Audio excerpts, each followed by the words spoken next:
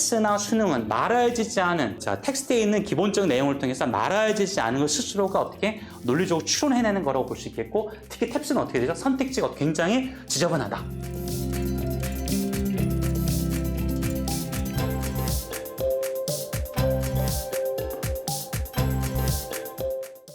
네, 안녕하세요. K너스학원 김치상 원장이라고 합니다. 반갑습니다. 자, 오늘은 여기 뒤에 써있다시피 그 특목고 영어학습에 대한 설명을 진행하도록 하겠습니다. 주요 외고죠. 대원외고, 한영외고, 그 다음에 이제 외대부고, 전사고 쪽 이렇게 세 학교 중심으로 어떻게 출제가 되고 있는지, 그리고 어떤 식으로 우리가 준비를 해야 되는 건지 그런 말씀 좀 드리면서 간략히 진행을 하도록 하겠습니다. 특목고 영어학습 이전에 우리가 알아야 되는 게 뭐냐면 이제 특목고와 일반고의 영어 차이가 뭐냐.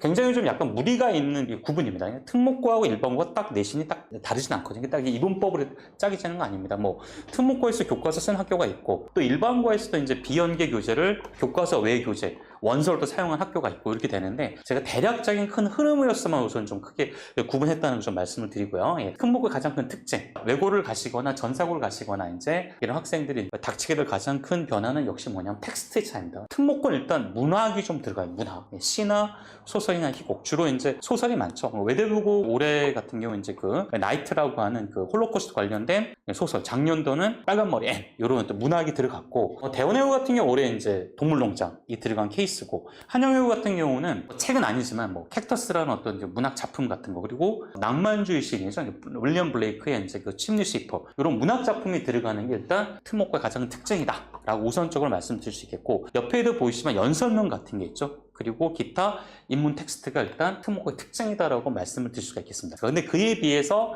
일반고는 주로 수능 모의고사나 교과서, 수능 중심이다라는 것이 일반고의 특징이라고 볼 수 있겠습니다. 그래서 가장 큰 차이는 첫 번째 뭐다? 텍스트다. 그러면은 특목고 하는 친구들이 일단은 우선 알아야 되는 거는 수능 이상의 교재가 나오는 것이 특목고구나. 어떻게 보면은 대학교 1학년 수준 혹은 그 이상의 영어를 좀 요구하는 것이 그 특목고의 텍스트 특징이다. 이렇게 보시면 될 것 같습니다. 그럼 문제 유형을 갖다 보게 될 때는 특목고는 일단은 다 그렇진 않지만 주로 추론과 어휘 비중이 좀 큽니다. 추론이라고 하는 것도 수능보다 조금 어려운 어떤 추론들이 있어요. 학교마다 독특한 추론들이 있습니다. 밑줄을 다 꺼놓고 틀린 것을 골라라, 맞는 것을 골라라. 그 다음 어휘 수준도 보면은 외대부고 같은 경우는 약간 토플 수준, 토플보다 조금 높은 어휘들도 많이 나오고, 예.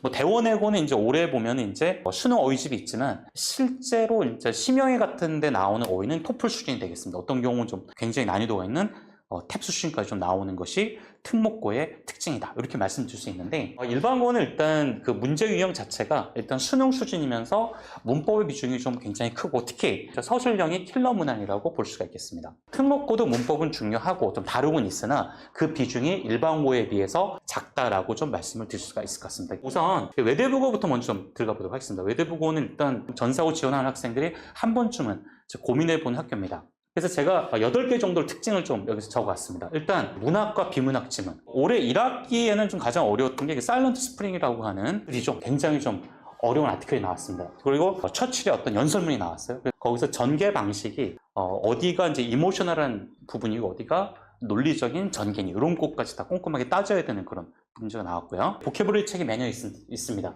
이센셜 보캐블러리라고 해서, 외대부고의 특징은 조금 이따 보여드리겠지만 1번부터 10번은 항상 그 어휘고요. 그 다음부터 추론이 되는데, 추론은 항상 문학, 비문학 이런 형태로 나오고, 또 어휘는 이런 보캐블러리 책에 있는 어휘도 있지만 문학이라든가 비문학 지문에 있는 그 어휘를 또 굉장히 난도 있는 문제로 만드는 게 또 이 학교입니다. 문제 유형이 정해져 있어요. 하나고는 이에 비해서 정해져 있는 학교는 아닙니다. 킬러문은 항상 2-3개 정도 되고요. 요번에 기말고사를 보니까 100점이 약 15명 정도 되는 것 같아요. 외대부고 준비한 학생들 아셔야 되는 게, 이따 보면 아시겠지만 문법이 비중이 크진 않아요. 하지만 이 독해할 때 문법 모르면 독해가 안 됩니다. 네, 그래서 외대부고 독해 문제를 잘 풀기 위해서는 문법적 지식이 굉장히 중요하다. 그 다음에 문학 기법 물어봅니다. 좀 이따 또 말씀드리겠지만 기존에 이제 뭐 메타포라, 뭐 직유냐, 뭐 그런 것까지 굉장히 꼼꼼하게 물어보는 학교이기도 합니다. 그러니까 단순히 문제를 잘 푼다 이런 게 아니라 얼마나 독해를 깊이 있게 하고 저자의 의도 어디까지 이해했고, 또 너라면 어떻게 이 글을 쓰고 싶니, 거기까지 좀 고민을 해서 굉장히 심층적인 독해를 해야만 풀 수 있는 학교의 텍스트가 외대부고다라고 말씀드리겠습니다. 외대부고를 잠깐 표준 편차를 보게 되면 A가 41.4%, 그러니까 90점이 40% 몰려있고 80점이 45.2%, 그러니까 거의 한 90%가 80점, 90점대에 몰려있다고 보시면 되겠습니다. 그러니까 굉장히 열심히 한 학생들이죠. 표준 편차도 5.6밖에 차이가 안 나고, 그냥 하나고를 많이 고민들 하셔서 하나고도 잠깐 보면 하나고도 거의 이쪽에 몰려있습니다. 아까 말씀드린 대로 작년도 이제 교재를 잠깐 말씀드리면 이 책은 계속적으로 사용하는 책입니다. 지금 당장 뭐 안 보셔도 됩니다. 빨간머리 N이 작년에 있었습니다. 작년도에 보면 요 지문이죠. 에이르 프롬의 소유나 존재. 요게 이제 텍스트가 나와서 꽃을 보고 꽃을 보는 로버트 브라우닝의 시와 꽃을 바라만 보는 일본의 하이쿠를 비교하면서 존재의 개념이, 비잉이라는 개념이 동양과 서양이 어떻게 다르냐를 묻는 그런 질문들이 나왔습니다. 그러니까 외대부고에서 나오는 텍스트는 굉장히 인문 텍스트이면서 깊어 있는 텍스트이다. 뭔가 사고를 많이 하게 하는, 문제의식을 많이 가진 어떤 텍스트들이 나온다고 보시면 될 것 같습니다. 올해 2014년 이 작품이었고, 또 요번에 가장 어려웠던 사일런트 스프링의 2장 The Obligation to Endure라고 하는 그 챕터가 굉장히 어려웠어요. 요건데 이게 한 4장 정도 됐습니다. 저도 이것 때문에 굉장히 고생했는데 요게 요번에 거의 관건이었던 것 같습니다. 그러니까 이걸 다 하나하나 다 분석을 해야 돼요. 이걸 분석하려면 어떻게 되죠? 문법적인 부분도 많이 보셔야 되고요. 단어는 당연히 기본이 되고 요약을 잘 하셔야겠죠? 이 부분이. 그래서 텍스트 자체에서 학생들을 굉장히 압도하는 그러한 지문 출제가 됐다, 이렇게 이해하시면 될 것 같습니다. 유형을 보시면 아까 말씀드린 대로 1번에서 12번까지가 어떻게 되죠? 다 어휘입니다. 그냥 어휘가 나온 게 아니라 아까 있는 어휘책에서 4,000단어집에서 나온 건데, 문장을 완성한 형태가 있고 유의어 선택하는 게 있고 빈칸을 추론해서 답을 넣는 게 있고 영영풀이가 있고, 그래서 어휘를 굉장히 다각적으로 물어보고요. 13번부터 쭉 이제 독해인데, 독해에서도 보면 어휘를 갖다가 중간중간에 박아놓습니다. 어휘 독해 중심의 어떤 문제 유형이 외대부고다. 작년도 2013년도 잠깐 보겠습니다. 제가 서두에 말씀드릴 때 어휘와 독해 이쪽 부분이 비중이 크다고 그랬죠. 그래서 어휘가 작년에 39, 그 다음에 61%가 나왔고, 올해 보면 약간 특이사항은 뭐냐면 어법이 일단 2문제가 나오면서 융합형이라고 하는 부분인데, 기존에도 좀 있던 유형이긴 하지만 한 지문의 선지에서 문법, 독해, 어휘를 다 물어보는 그런 케이스였던 겁니다. 기존에 나왔던 문제 형태들입니다. 빈칸에 단어를 완성하는 문제가 나왔고, 자, 외대부고에서 지문을 볼 때 항상 단어 조심하셔야 돼요. 어떤 단어가 어떻게 나올지 모르니까 이 단어들을 가지고, 빈칸이 있죠. 빈칸에 들어갈 단어를 물어보고, 또 여기에 있었던 조금 전에 말씀드린 선택지 있는 A부터 나오는 단어의 쓰임새가 올바른지. 8번 형태의 문제는 어느 특목고든 항상 나오는 문제죠. 물론 이제 수능에도 나옵니다. 여기도 보면 어휘에 대한 물음이 있고요. 그 다음에 위에 지문에 대한 사실에 대한 묻는 문제가 출제됐습니다. 여기 아까 제가 말씀드린 올해 나왔던 문제인데, 보기가 4개가 있죠. 1번은 어휘 문제였고, 2번째는 구문 어법 문제였습니다. 요건 내용이 독해 문제가 되고 어휘 문제가 됩니다. 그래서 학생들이 되게 헷갈렸던 문제예요. people에 관한 S가 붙을 수 있는지, 그런 부분부터 했고 다 물어본 거였죠. 그래서 선택지에서도 보면은 1번과 2번만 정답이다, 아니면 1, 2, 3이 정답이다, 2, 3, 4 정답이다, 이런 식으로 해갖고 학생들이 굉장히 헷갈리게 만드는 종합형 문제가 출제가 됐습니다. 굉장히 난도가 있던 외대부고의 문제였습니다. 26번 같은 경우에도 보면은 종합형 문제가 나와서 굉장히 학생들 힘들게 만들었던 문제가 되겠습니다. 그 다음에 외대부고 문제의 특징 중에 하나가 제가 문학 기법을 물어본다고 그러지 않았습니까? 그리고 톤에 대해서도 물어보는 거죠. 이게 톤이 어떠냐? 과연 여기 sarcastic, 약간 풍자적인 톤이 있냐 없냐, 이런 것도 물어보는, 그리고 메타포럴 이미지가 어디에 있느냐, 이런 것도 좀 물어보는 문제가 나왔습니다. 그래서 단순히 해석하거나 문제만 푸는 게 중요한 것이 아니라, 외대부고 내신의 중요한 건 이 글의 저자가 자신의 논지를 주장하기 위해서 어떤 기법을 통해서 진행하고 있느냐, 어떤 사고를 통해서 진행하고 있느냐, 어떤 전략을 활용하고 있는지를 꿰뚫어야만 일단 문제를 풀 수 있는 형태의 글이라고 볼 수 있겠습니다.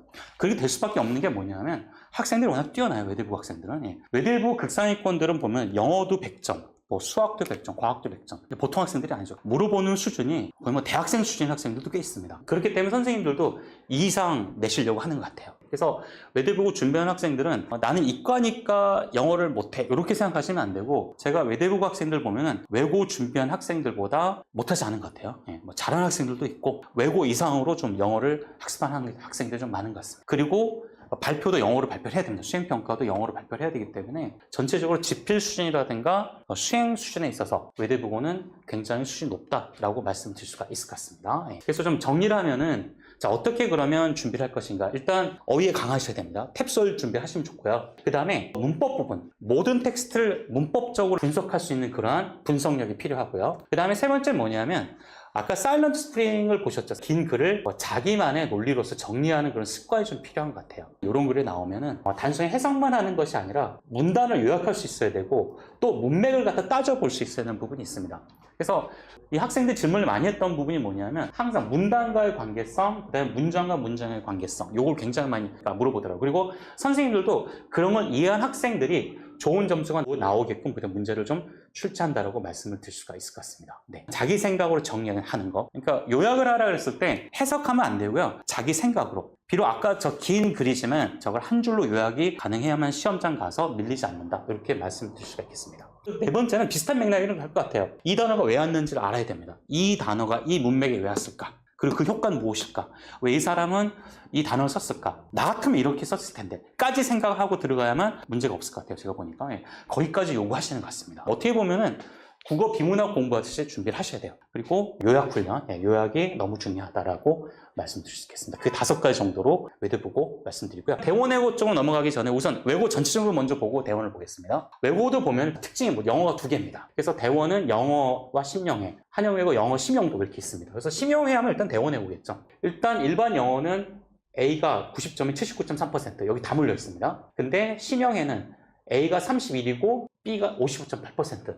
심영해가 좀 더 어렵다고 볼 수가 있겠습니다. 대원외고 심영해가 어려운 이유는 배우지 않은 지문이 출제가 되기 때문입니다. 반 정도가 일단 토플 형태로 배우지 않은 지문이 출제가 되고 문학 작품에서 출제가 되기 때문에 좀 부담감을 많이 가져요. 대신에 이 영어는 암기를 좀 하고 기본적인 실력이 있다면 1등급에 도전할 수 있는 부분인 반면 심영해는 굉장히 좀 난도가 좀 있기 때문에 굉장한 실력을 많이 요구하는 것이 심영해라고 볼 수 있겠습니다. 한영외고하면 좀 게임이 좀 다릅니다. 대원이 79, 31인데 여기는 15, 9 훨씬 어렵죠. 한영외고가 영어는 일단 지필 난이도는 가장 어렵다라고 말씀드릴 수가 있겠습니다. 한영외고 지금 대학교 1학년 학생들 첫 학기 중간고사의 평균은 43점이었습니다. 굉장했던 거죠. 그러니까 이번에도 지금 2학년은 보니까 평균이 50점 정도 되는 것 같아요. 굉장한 난도를 요구하는 게 한영외고라고 이해하시면 될 것 같습니다. 대일은 그에 비해서 82, 86 이렇게 해서 여기 A에 다 몰려있는 거죠. 그러니까 대일은 주로 문법과 수능 중심으로 가고 비연계 문제로 일단 변별을 냅니다. 그래서 B는 15, 13 정도밖에 되진 않아요. 이런 차이가 있다. 이렇게 좀 보시고요. 대원외고를 먼저 보면 조금 전에 말씀드린 대로 대원외고 영어는 일반 영어와 심야 영어가 있고 영어는 일단 수능 수준의 지문을 주고 올해 이제 토플 지문이 추가가 됐습니다. 그래서 일단 이거를 암기를 잘 하셔야 돼요. 선생님들이 변형을 좀 많이 하는 편이기 때문에 꼼꼼하게 또 이제 학습을 하면 어느 정도 등급을 맞출 수 있습니다. 근데 하지만 심영에는 좀 게임이 다르다고 말씀드렸죠. 중간고사는 이제 토플 리스닝이 되고 기말에 외부 지문이 반 정도 출제가 되고 대원외고는 외고 중에서 유일하게 문학 작품을 선정합니다. 그래서 문학 작품까지 봐야 되기 때문에 이 작품까지 심영에 출제가 되기 때문에 좀 난도가 높습니다. 그래서 아까 30%밖에 A가 나오지 않았죠. 그리고 대원외고는 일단 최고의 학생들이 갑니다. 정말 우수한 학생들이 굉장히 많은 학교가 대원외고다 보니까 내가 중간고사에 1등급이 나왔다 그래서 기말에 영어가 또 1등급이 나온다는 보장은 없는 학교입니다. 내가 1등급을 맞았어도 전교 1등을 했어도 기말에는 이거보다 안 좋은 등급이 나올 수 있는 것이 대원외고다라는 걸 감안하시면 좋겠고요. 일단 이 대원외고는 다른 외고에 비해서 쓰기와 말하기까지 잘하고 가면 굉장히 좋은 학교고 쓰기와 말하기에 많은 어떤 시간이 좀 투자가 되는 학교라고 보시면 될 것 같습니다. 어떻게 보면 수시 전형 같은데 생활기록부 같은 걸 만들기에 가장 좋은 학교는 대원외고다라고 말씀드릴 수 있겠죠. 왜? 원서를 읽었기 때문에 원서가 생활기록부에 올라갈 것이고 학생들이 에세이를 쓰게 되면 그 에세이에 대한 내용 또한 올라갈 수 있는 부분이기 때문에 다른 학교보다 일단 수시 경쟁력을 영어에서 많이 확보한 학교가 대원외고라고 볼 수가 있겠습니다. 올해 중간고사 때 영어 교재인데 영어가 이렇게 됩니다. 교과서도 있고요.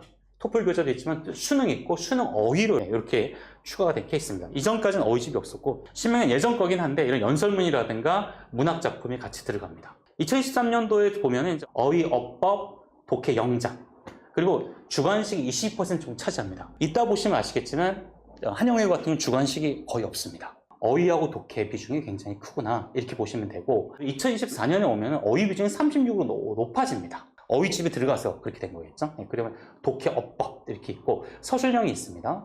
그래서 대원외고는 항상 어떤 주관식 형태를 좀 유지하는데요. 좀 더 보시면은 어휘 문제가 출제가 되고요. 독해 추론인데 일반고나 비슷한 건데 밑줄을 쳐놓고서 이거에 대한 어떤 A, B, C, D에 대한 옳지 않은 거 골라라. 꼼꼼하게 문장을 봐야 되는 케이스라고 말씀드릴 수 있겠습니다. 제목으로 적절한 거 수능하고 비슷한 거죠. 지문이 아주 길게 나오진 않았습니다. 그리고 어법도 보면 틀린 걸 골라라 이런 문제들이 나오는 거죠. 어법상 틀린 거 있는 대로 다 골라라. 문법을 잘 하셔야 됩니다. 그러니까 대원외고는 외대국어보다 어떻게 문법이 이렇게 좀 세게 나온다고 볼 수가 있겠습니다. 근데 이따 한영외고 가면은 이 정도까지 나오진 않습니다. 그리고 이제 일반고 비슷하다고도 볼 수 있겠지만 서술형이 출제가 됩니다. 여기에 한글을 주고서 4.6점짜리죠. 그 다음에 단어를 주고서 이 조건에 따라 영작하라는 일반고의 서술형하고 비슷하다고 볼 수가 있겠고요. 이게 좀 가장 어려웠죠, 이번에. 이게 킬러 문항이었는데, 요것도 단어를 주고서 일단은 의미를 만들어야 되는 이런 주관식이 있었습니다.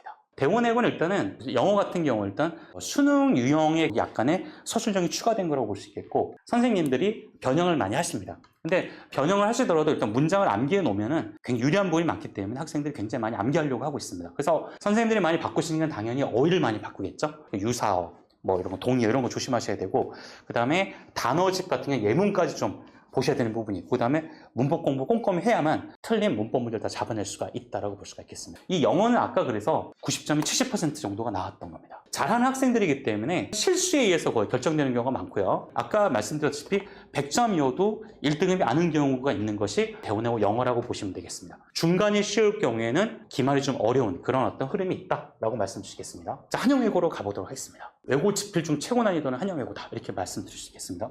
그러면 한영보다 대원이도 쉬운가요? 이렇게 말씀하시는 분들도 계시겠지만 꼭 그렇다고 볼 수가 없는 거는 대원외고는 뭐가 있죠? 수행평가가 있기 때문에 라이팅이라든가 스피킹 같은 것이 들어가기 때문에 수행적인 부분은 굉장히 대원외고가 난도가 있기 때문에 대원은 살짝 그 지필의 난이도를 약화시켰다고 보시면 될 것 같고, 한영은 그 정도 요구사항이 아니다 보니까 지필을 굉장히 많이 높였다라고 보시면 되겠습니다. 원래 한영외고는 수능이 많지는 않았어요. 재작년부터 보니까 수능 비중이 굉장히 커져요. 그러니까 수능 지문을 가지고 굉장히 많이 좀 까다롭게 나열하고 있는 학교다라고 보시면 되고, 이 학교는 2학년이 좀 굉장히 난도가 엄청 높습니다. 근데 이게 선생님들 그 흐름이긴 한데 어떤 선생님들이 어떤 학년에 배치되냐 이 문제예요. 그래서 문제 길이도 길고요. 추론도 선지가 대여섯 줄이기 때문에 까다롭습니다. 수행은 대원외고에 크진 않으나 지필이 높다. 그리고 상위권, 중위권 차이가 대원외고에 비해서 커요. 꼭 그렇게 말씀드리긴 뭐하지만 대원외고는 어떻게 보면은 실수에 의해서 엎치락뒤치락 되는 부분이 있는데, 한영은 사실 그 상위권층이 그대로 좀 유지되는 경향이 좀 있는 것 같습니다. 제가 보니까 편차가 좀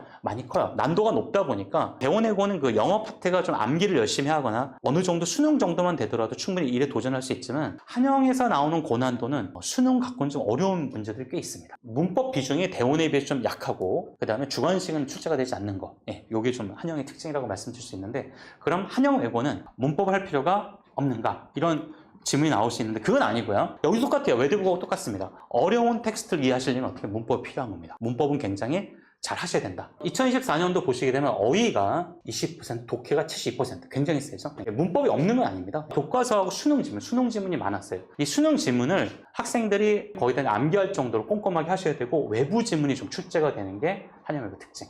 어휘를 낼 때도 어휘도 그냥 내는 게 아니라 외대국어처럼 단어 관계, 빈칸에서 들어갈 거, 문맥상 어휘, 어색한 어휘, 이런 식으로 어휘도 굉장히 까다롭습니다. 그래서 일단 심용독을 잠깐 보시면 지문의 길이가 굉장히 길죠. 대원외고보다 더 길고 외대국어보다 더 깁니다. 그리고 내용을 이해를 물어보는, 굉장히 좀 꽈놓고 여기에다 단어를 갖다 밑줄을 쳐놓고 A부터 E까지 중에서 굉장히 긴데, 그 상황에 맞는 요 굉장히 긴 지문에서 밑줄 친 단어의 의미가 맞는 걸 골라라. 어떤 거냐 이렇게 물어보는 거죠. 선지가 굉장히 길다 보니까 학생들이 선지에서 압도가 되는 경우가 있습니다. 지문이 굉장히 길어서 일단 시험지에서 압도하는 학교가 어디다? 한영외고다라고 볼 수가 있겠습니다. 그렇기 때문에 90점이 10%가 안 나오는 학교가 한영이라고 볼 수가 있겠습니다. 그래서 외고 지원자들 중에서 영어가 굉장히 좀 뛰어난 학생들, 영어에 자신 있는 학생들이라고 한다면은 한영외고를 노려보는 건 나쁘지 않다. 당연히 보시면 추론이 돼야겠죠. 당연히 어휘력이 돼야 되는 거고. 그러니까 한영은 암기한다고 되는 게 아니에요. 대원외고는 영어 파트가 일단 암기를 하면 되고 심형에는 안 되지만, 여기는 일단 암기한다고 되는 학교는 아닌 것 같아요. 암기만 갖고는 되진 않고요. 이해 후에 암기를 해야 된다고 저도 얘기를 합니다. 일단 전사고가 문학작품이라든가 소위냐 존재냐, 사일런트 스프링처럼 텍스트 선택이 굉장히 문학과 비문학의 난도가 높은 것이 많은 것이 전사고라고 볼 수가 있겠죠. 한하고도 마찬가지입니다. 그에 비해서 외고는 약간 수능을 모형으로 하면서 거기에 좀 어려운 단어라든가 비연계 지문, 토플이라든가 그런 걸 좀 추가한다라고 볼 수가 있겠습니다. 전사고가 외고보다는 조금 난도가 좀 높다라고 볼 수가 있겠고, 대원하고 한양의 차이는 어떻게 되죠? 문법의 비중, 서술형의 비중에서 수행평가의 비중이 대원이 좀 많다라고 볼 수 있겠고, 그러니까 대원은 어떻게 보면 수행적인 부분이 좀 세면서 수능과 연관될 수 있는 문법 서술형이 들어간다면, 한양외고는 수행이나 이제 문법보다는 약간 독해 어휘에서 승부를 내려는 학교다라고 이해하시면 될 것 같아요. 외대부고는 일단 집필도 잘 하셔야 되고 발표도 잘 하셔야 되고 이렇게 이해하시면 좋겠습니다. 일단 우수 특목생들 특징을 좀 말씀드리겠습니다. 서두에 말씀드렸다시피 특목고와 일반고의 가장 큰 차이가 뭐였죠? 텍스트가 다르다고 그랬죠. 일반고는 주로 수능과 교과서 중심이다라고 한다면, 특목고는 수능 이상의 또 비문학, 연설문 이런 게 많이 철학점 이런 게 많이 나와서 좀 까다롭다고 했는데, 그래서 우선은 특목고 학생들 그런 어떤 수능을 넘어서는 독해력을 가지고 있습니다. 극상위권들은 객관적으로 말씀드리면, 제가 어제 수업 시간에도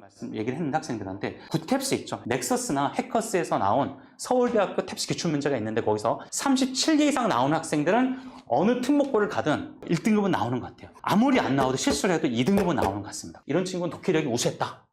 그 다음에 성실하고요. 제가 특목고반에 오는 친구들, 외고 전사고반 오는 학생들 보게 되면은 다 머리들도 좋고 영어들이 좀 뛰어난 학생들이 많은데, 의외로 성실하지 않은 학생들이 꽤 되는 것 같습니다. 여기 성실해야 돼요, 성실. 특히 어휘를 잘 하고 가셔야 됩니다. 고등학교 가시면은 어휘 암기할 시간이 거의 없어요. 그 다음에 이제 꾸준히 영어 학습을 갖다 이제 꾸준하게 지치지 않고, 서울대 경영관 학생 같은 경우는 보면 이제 5년 동안 꾸준히 저희 학원 다니면서 영어를 어렵게 꾸준히 했고요. 연대 유디관 학생도 보면 4년 동안 그냥 꾸준하게 영어를 손에 놓지 않고 꾸준하게 학습했었습니다. 그 다음에 겸손한 거죠. 점수가 잘 나왔다 그래도 오만하지 않고 문제의식이 있고, 또 한 가지 뭐냐, 항상 주의를 의식해요. 내가 이 정도 나왔는데 딴 애들은 어느 정도 나왔느냐. 그러니까 자기가 잘 나왔다는 거에 대해서 점수가 높다고 좋아하는 게 아니라 다른 친구에 비해서 나의 수준이 어느 정도 되는지를 굉장히 좀 궁금해하는 겸손이 좀 있는 것 같고, 그다음에 쉽게 낙심하지 않죠. 꾸준한 학생들이니까. 중학교 1학년 말 정도에 보면은 탭스를 시작하거나, 특히 어휘 같은 경우는 공인의학을 넘어선 학생들, 그러니까 공인의학이 크게 부담이 되지 않는 학생들이었던 것 같습니다. 그 다음에 이제 중요한 거는 진짜 저희 학원을 통해 특목고에 가서 좋은 성적 나오는 친구들은 진짜 원어민 중심으로 하다가 온 학생도 있고요. 어떤 학생들은 진짜 문법 독해 중심 하던 학생이 있는데 꼭 절대적인 건 아닌 것 같습니다. 어쨌든 간에 꾸준하게 한 친구들이 좋은 성적을 받는다라고 말씀드릴 수가 있을 것 같습니다. 토플을 해야 되냐, 탭스를 해야 되냐, 아니면 디베이트만 해야 되냐 이런 게 있는데, 그런 것이 아니라 중요한 건 우리 아이가 현재 상황에서 어떤 점이 약점인데 그것을 보완할 수 있는 게 무엇이냐라는 차원에서 미국식이나 한국식 아니면 토플 탭스를 찾으시는 것이 좋은 전략이다라고 말씀을 드릴 수 있을 것 같습니다. 자, 그렇다면 어떤 식으로 전략을 가져야 되냐? 저희 KNS 어학원에서 제시하는 방식은 첫 번째는 뭐냐면, 일단 기초는 탭스로 다지자는 얘기입니다. 탭스란 말을 좀 하기가 그런데, 어떻게 보면 특목고 내신의 기초가 되는 건 탭스라고 볼 수가 있겠습니다. 그 이유는 탭스는 서울대학교 대학원 입학시험입니다. 그리고 서울대 내에서도 석사 시험을 보거나 이제 박사 시험 볼 때 이제 과사무실에서 탭스 점수를 요구하세요. 점수 없으면은 자격이 안 되는 거죠. 이 정도를 해야만 특목고에 나오는 그 정도의 텍스트들, 인문 텍스트들을 도파할 수 있다. 그리고 거기에서 요구하는 어휘가 가능하다고 말씀을 드릴 수가 있겠습니다. 이 단어가 어떤 게 나오냐? 래퍼라는 단어 많이 보시죠. 근데 이제 풀어버틴 애들이 어려워하고, 수업 시간에 이제 하는 방식이긴 한데, 퍼피추얼은 수능에도 나오죠. 그건 난도 깊은 단어가 많이 나옵니다. 데카던스, 타락 이런 단어들. 인문 철학 텍스트에서 많이 볼 수 있는 어휘들이 많은 겁니다. 그래서 탭스 어휘들은 말이 많습니다.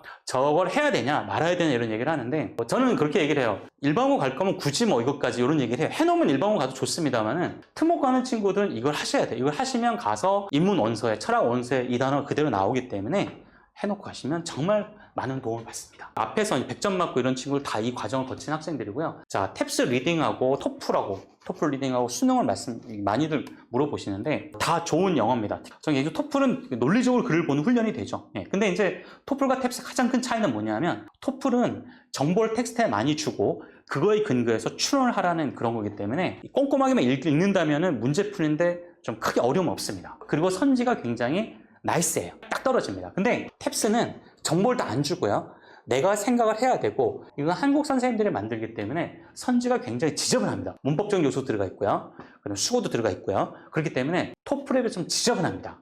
그러면 내신은 어떤 시험과 유사할까요? 일단은 탭스하고 조금 더 유사하다고 말씀드릴 수가 있겠습니다. 탭스를 특목고하는 친구 반드시 하면 좋고요. 그럼 토플은 무의미한, 그게 아니라 토플은 나의 긴 글을 보는 훈련, 옆에서 긴 걸 요약하고 문맥을 잡는 훈련, 그리고 긴 글에서 이 단어가 왜 왔는지 사고하는 훈련, 거기에는 토플이 굉장히 좋고요. 근데 탭스는 짧으면서 정보를 다 주지 않기 때문에 스스로가 좀 더 논리를 키워야 되는 유형이라고 볼 수 있겠습니다. 따라서 탭스 전에 토플을 한 친구들이라면 탭스를 통해서 본인이 좀 더 논리력을 좀 잘 기를 수가 있다라고 말씀드릴 수 있겠습니다. 그럼 수능은 뭐냐? 자, 수능은 탭스하고 유형은 같아요. 탭스보다 더 정보를 주지 않고 선지가 탭스보다 좀 더 지저분합니다. 그렇게 보시면 될 것 같아요. 자, 어떻게 정리할 수 있을까요? 토플은 인포메이션을 다 준다, 안 준다? 많이 준다. 그래서 그거를 보고 꼼꼼하게만 읽으면 밑에를 잘 풀 수 있다. 왜? 외국인들 영어를 테스트하는 시험이기 때문에 너무 난도가 이상해서는 안 되고 어느 정도 객관성을 유지해줘야 되기 때문에 정보에 근거해서 딱딱 떨어지는 그런 부분이 있어요. 그리고 긴 글을 보는 훈련에 굉장히 좋은 것이 토플이 되는 건데 탭스는 그에 비해서 정보가 다 준다 안 준다? 다 주지 않고 내가 생각해야 되고 그 다음 어떤 거죠? 선지가 어떻다고 굉장히 지저분합니다. 그래서 그런 어떤 그 내신과는 좀 더 탭스가 좀 더 가깝다라고 말씀드릴 수가 있겠고 수능을 대비할 때 탭스가 조금 더 도움이 된다고 말씀드릴 수 있겠고 토플은 이런 걸 하기 위한 가장 근본적인 펀더멘탈이라고 말씀드릴 수가 있을 것 같습니다. 자, 여기 보시면 아시겠죠? 문법 전 영역이 나옵니다. 그래서 탭스 한 세트 문법을 딱 풀어보면은 우리 애가 어디 약한지 딱 나옵니다. 그러니까 학습을 조금 더 구체적으로 말씀드리겠습니다. 특목고 진학하는 학생들 첫 관문이 어휘예요. 이것 때문에 애들이 많이 포기해 보면 어릴 적에 원어민 수업을 많이 하거나 해외 살다 온 학생들 보면 그 친구들이 가장 어려워하는 게 어휘입니다. 근데 어휘가 안 되면 특목 가서 굉장히 고생을 많이 해요. 왜냐하면 어휘를 암기할 시간이 많지가 않습니다. 왜? 수학도 해야 되죠, 뭐 과학도 해야 되죠, 기타 할 게 너무 많습니다. 근데 어휘 암기할 시간은 없는 거예요. 그러니까 이건 하고 가셔야 되고요. 이거를 해야만 모든 게 좀 편하게 갑니다. 그리고 독해를 하실 때도 가무를 하는 게 아니라 명확하게 좀 꼼꼼하게 할 수 있는 기초가 성립된다고 말씀드리겠고요. 문법은 꾸준히 하시는데 탭스 문법으로 아까 말씀드린 서울대 기출문제에서 43개 이상 나와야 상위권이라고 말씀드릴 수 있겠습니다. 특목고 지원하시는 건 뭐 자유입니다. 문제 없습니다. 근데 중요한 건 가는 게 중요한 게 아니라 뭐죠? 가서 잘하셔야 되죠. 그러려면 잘할 수 있는지 없는지를 지금 어느 정도 되는지를 객관적으로 판단하는 게 가장 중요한데 그거는 탭스 문법과 독해를 가능하다는 거 이렇게 말씀드리겠고 특목고는 합격 이후에 공부하는 게 아닙니다. 합격하는 날 첫 시간에 딱 보면은 등수가 갈려져요. 스펙트럼이 이만큼 있습니다. 그래서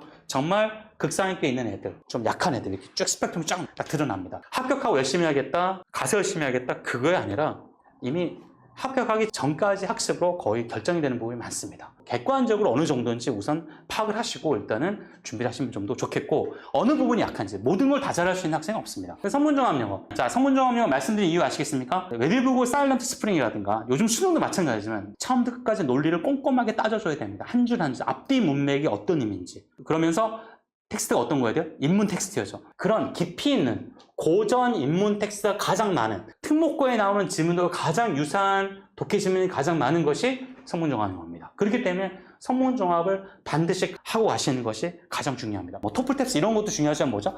우리 아이가 생각을 많이 하게 하는 지문에 대해서 센텐스 바이 센텐스로 공부하게 하고 고민하게 하고 생각하게 하고 이 한 줄 때문에 왜 이 한 줄의 의미가 뭘까? 이 단어가 왜 왔을까? 이 단어가 전체 흐름에서 어떤 역할을 하고 있을까? 이렇게 고민하게 만드는 그런 고급 텍스트를 꼭 보는 훈련을 하시는 것이 가장 필요하다고 말씀드릴 수가 있겠습니다. 성문종합에 있는 이론과 구문을 통해서 그런 고전 텍스트를 잘 분석하는 그런 훈련을 하시는 것이 특목고에 가서 좋은 성적을 낼 수 있는 하나의 방법이다라고 말씀드리겠습니다. 독해는 킬러 문항 좀 굉장히 추천드려요. 수능 킬러 문항. 만만치가 않습니다. 킬러 문항도 원서에서 뽑아오는 거기 때문에 굉장히 압축도가 높습니다. 성문종합영어 거의 비슷하다고 보시면 돼요. 크리티컬 리딩. 요거는 토플보다 어렵습니다. 크리티컬 리딩도 많은 정보를 주지 않고 스스로 논리적으로 사고를 해야 되는 그런 지문들입니다. 그게 고급 텍스트가 되는 거죠. 이런 걸 좀 많이 하시면 좋겠습니다. 저희 학원에서 하는 일단 크리티컬 리딩은 여기 보시면은 선택적 길죠. 한영외고 문제라든가 그런 것처럼. 그리고 외대국어 문제 풀 때도 굉장히 까다로운 게 많이 나오기 때문에 저희가 이걸 활용하고요. 여기도 보시면은 선지가 굉장히 깁니다. 요약도 잘 해야 되고 그런 문제가 나옵니다. 정리 좀 하겠습니다. 독해 너무 중요합니다. 특목고는 가장 중요한 거다. 독해와 어휘 가장 중요하다. 리딩을 단계적으로 하실 때 토플 좀 전에 말씀드렸죠. 많은 정보 줍니다. 저학년 때 토플하는 건 나쁘지 않습니다. 근데 어느 정도 되면은 스스로 논리를 만드는 토플은 주어진 정보를 꼭 논리를 만든다면 탭스나 수능은 말아야지지 않은 텍스트에 있는 기본적인 내용을 통해서 말아야지지 않은 걸 스스로가 어떻게 논리적으로 추론해내는 거라고 볼 수 있겠고 특히 탭스는 어떻게 되죠? 선택지가 굉장히 지저분하다. 수능 킬러 정독돼야 되고 꼼꼼하게 봐야 되는 문제. 그 다음에 크리티컬 리딩까지 시도하셔야 됩니다. 이 리딩에서 많이 승부가 나요. 아까 계속 보셨지만 특목고는 리딩 비중이 50%, 60%까지 됩니다. 그리고 어휘 비중이 굉장히 컸던 거 아닙니까? 어휘는 지금 탭스 어휘를 한다면 특목고 내신 준비를 지금부터 준비하는 거나 마찬가지라고 볼 수가 있고요. 예. 문법을 해야만 어려운 리딩 할 수 있습니다. 전사고니까 외고니까 문법 안 해도 돼. 이런 거는 잘못된 겁니다. 예. 전사고에서의 문법은 그냥 문법이면 문법이 아니라 이 문법적인 장치가 어떻게 독해에 적용돼서 어떠한 기능을 하고 있느냐를 물어보는 거죠. 실용적인 문법을 물어본다라고 정의를 하시면 될 것 같습니다. 그리고 이거 IB는 아마 대치동에서는 저희 학원만 하고 있는 것 같은데 대원외고, 심화영어회화, 하나고라든가 외대보고 준비하는 친구들이라면 해놓으시면 좋습니다. 지금 학교 준비를 이제 많이 고민들 하시겠는데 가장 중요한 거는 우리 아이가 지금 어느 정도 단계에 있느냐가 굉장히 중요해요. 객관적인 지표를 갖고 학생의 수준을 우선 보시는 게 필요한데 해커스나 넥서스에서 나온 서울대학교 기출문제집을 보시고 리딩은 40개가 있을 겁니다. 40개에서 몇 점 나오는지 37개 이상 나온다면은 괜찮습니다. 문법은 50문제 중에 몇 개? 43개가 나와야만 상위권. 그리고 극상위권은 47, 48까지 나오고 있으니까 그런 거 좀 감안하셔서 준비를 하시면 좋겠습니다.